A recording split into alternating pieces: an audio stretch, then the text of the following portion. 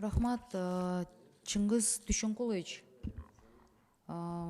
Парламентские слушания болуш керек деп мен комитет мүчөлөрүнө кайрылат элем, комитет жетекчисине сөзсүз түрдө. АРВ керекпи, керек жокпу деген суроого кандай жооп бересиз?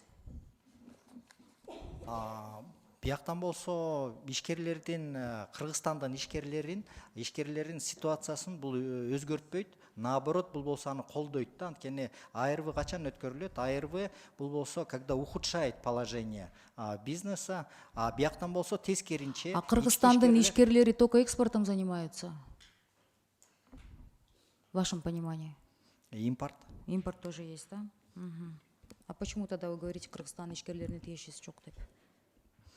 Бияктан болсо ички ишкерлерди рынокты коргоо демилгеси да. Бияктан болсо демпинг бул болсо үчүнчү өлкөлөрдө Кыргызстандын алкагына товар келип атканда демпинговать этет, рынокты басып алуу үчүн.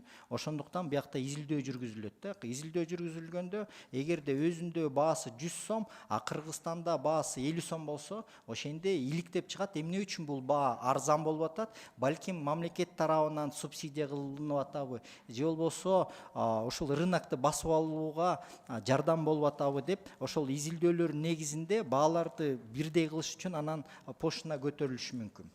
Чыңгыз мырза, Кыргызстанда контрабанда барбы? Жок деп айта албайм. Бар, да? А биз контрабанданы жоюу албай туруп, мындай мыйзамдарды киргизген туурабы? Мен ойлойм, бул болсо Демпинговая ситуация возникает, когда государство не борется в полной мере, не контролирует контрабанду. На сегодняшний день расмий түрдө органдар айтканы менен, мисалы бизге 6-чы чакырылыштан бери дала ишкерлер арызданып атышат да.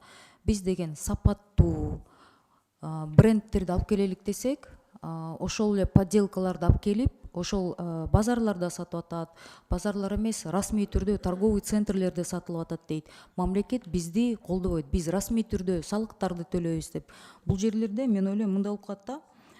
Ошол мыйзамсыз контрабанда менен алек болгон, и контрабандан баардыгыбыз билебиз, бизде расмий түрдө гос органдар калкалайт. Аны Кыргызстанда жок деп сиз да айта албайсыз. Анткени иначе бы не было контрабанды.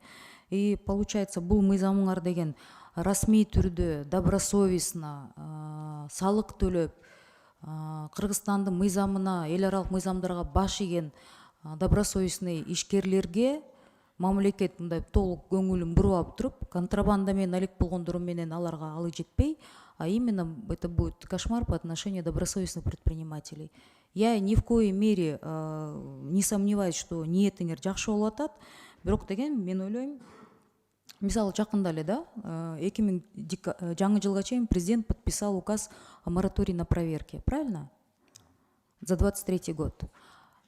А вы скажите, мына биякта депутаттар, анан азыр эл да бизди уксун да, мораторий на проверки дегени менен кому официально запрещено проверять бизнес, а кому можно? Президент кол койгондон кийин бул текшерүүчү ишканалардын баары проверкага токтотулуш керек. Сиз экономика министринин орун басары болуп туруп, президент кол койгон указдын мындай кимге уруксаты бар, кимге уруксаты жок экенин билбейт экенсиздер да. Расмий түрдө президент ошондой указга кол койгон менен расмий түрдө деген салык кызматына жок деп айтылбайт, туурабы? Салык кызматы текшере берет.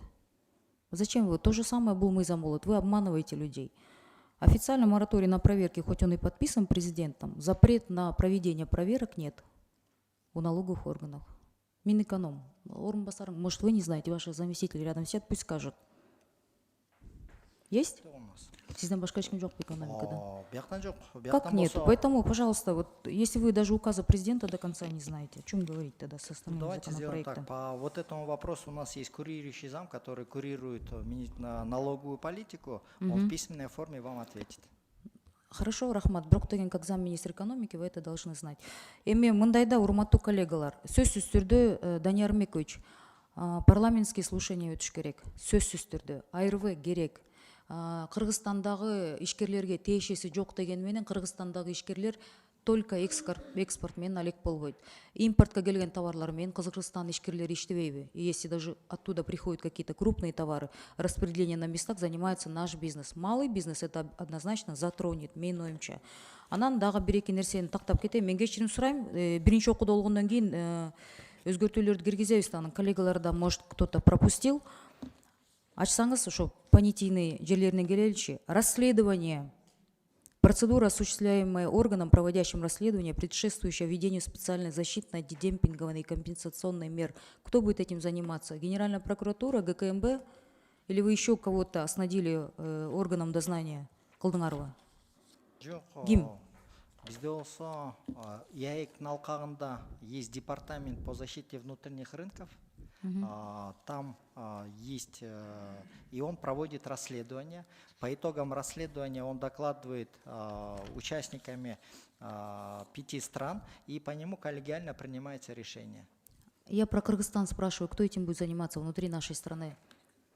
Минэкономика. Минэкономика орган дознания болуп калдыбы? Расследование жүргүзөсүңөр. Минэкономика, анан бияктан алкагында, ЯЭКтин алкагында биз болсо ушул. Чингис Мырза, вы не уводите, вы четко, конкретно отвечаете на поставленные вопросы парламентские, депутатские. Департамент защиты рынков, внутренних рынков при ЕАЭС. Он проводит расследование по демпинговым мерам. По обращению. МГД даярданып келбелечи. Так, дальше. По понятийным, да, связанные лица. То есть в отношении кого будут эти все вещи происходить, уважаемые коллеги? Связанные лица, мурда деген жөн эле мындай бизнес, бир бизнес болсо, ошонун жетекчилери болсо, азыр деген лица, которые, допустим, если должностные лица в бизнесе были, сейчас это и подчиненные, и родственники. Кто такие лица состоят в брачных отношениях? В официальных брачных отношениях или в гражданские отношения, да? То есть у вас какие-то здесь определения, пожалуйста, что он тактуаллачи, в отношении родства или свойства, усыновителя, усыновленного, попечитель, подопечного. То есть ушул ли мы замду в отношении контрабандистов абкельсенер или преступников, да? Но в отношении бизнеса, айваем, какая-то репрессивная мера гелятатта, был абдан тура места. Андан шкары. Практически по всем вашим здесь определениям можно пройтись. Что такое статья 9. В критических обстоятельствах. Статья 8. Конкретно установление серьезного ущерба. Создается угроза его причинения. Нормаларды четко жазып келбейсиздерби. Анан есть нормальность деген сөздү киргизиптирсиңер, да? Демпинговая маржа определяется органом, проводящим расследование на основе сопоставления нормальной стоимости товара, являющейся предметом антидемпингового расследования. В государстве экспортера и экспортной цены указанного товара. Нормальная стоимость деген кандай? Как вы ее определяете?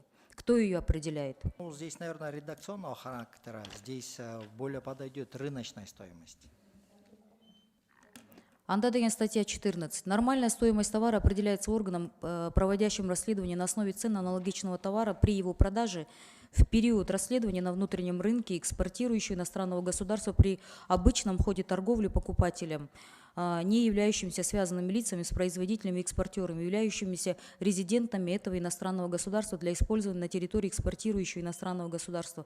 Я извиняюсь, эмнеге мен расмий түрдө окуп атам, анткени кыргызчасында кичине башка мындай котурмосу как-то немножко сглажен болуп калып атат да. Ошондо сиздер базарларга барып сурайсыздарбы? Потому что могут түшүнүк боюнча мындай, как вы будете определять? Вы будете ходить на рынке и узнавать эти цены, да? Да, здесь составляется сравнительная таблица по аналогичным товарам и выводится средняя стоимость того или иного товара. То есть вы по нескольким базарам пройдетесь и среднюю будете выводить? Тура түшүндүм бе? Да, когда определяется цена, во-первых, определяется категория этого товара, качество этого товара, берется с разных рынок, торговые центры и выводится средняя цена этого товара. А как вы это подтвердите? Потому что на сегодняшний день официально ни один рынок из 300 существующих в Кыргызской республике не дают подтверждающие справки о стоимости. Как вы это будете подтверждать? Вы просто скажете, вот я сходил на том базаре, так, на этом, так. Как? Ну, После того, как на рынках стали судить за определенные справки, лет 10 последние кыргызский бизнес, я думаю, это вы у любого человека можете спросить, официальная администрация не дают такие справки. Ну, здесь можно, есть разные методики. Одним из методиков является контрольная закупка.